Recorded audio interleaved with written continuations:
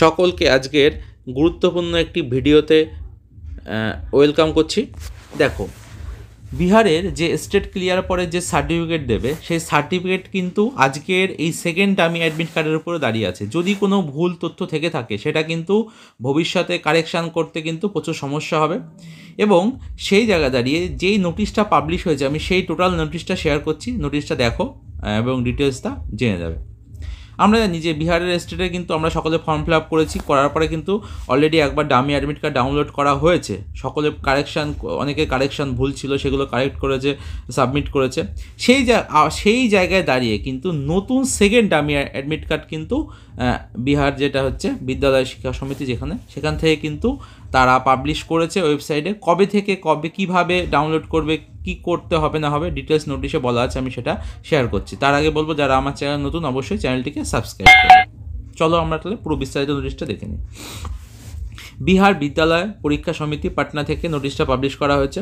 এবং এই নোটিশটা কিন্তু খুবই গুরুত্বপূর্ণ, কারণ যারা পরীক্ষা দিচ্ছ তাদের ক্ষেত্রে কিন্তু যদি কোনো ভুল থেকে থাকে, লাস্টবারের জন্য সুযোগ দেওয়া হয়েছে ডামি অ্যাডমিট কার্ড ডাউনলোড করে কারেকশান করার জন্য। ডেট বলে দিয়েছে কত, 18/1/2024 থেকে 24/1/2024, এই যে টাইম স্প্যান আছে, এর মধ্যে কিন্তু প্রত্যেককে তাদের লগ ইন আইডি পাসওয়ার্ড দিয়ে যেমন লগ ইন করতে হয় সেরকম লগ ইন করে ডাউনলোড করতে হবে ফর্মটা। ডাউনলোড করে সেই ফর্মটা দেখতে হবে যে কোথাও কোনো রং ইনফরমেশন আছে কিনা, কারণ তারা আপলোড করেছে, হয়তো অনেক সময় ভুলভাল হতে পারে ওয়েবসাইটের ভুলে, কিংবা এবার সেই জায়গায় কিন্তু একটা বলেছে কি, লগ ইন করে কিন্তু তোমরা সেটা কারেকশান করার সুযোগ পাচ্ছ 24 তারিখ অবধি। 24 তারিখ করার পরে কিন্তু দিনাঙ্ক 24/1/2024 কা বাদ কিসি প্রকার কিন্তু কোনো ধরনের কিন্তু কারেকশানের সুযোগ দেবে না।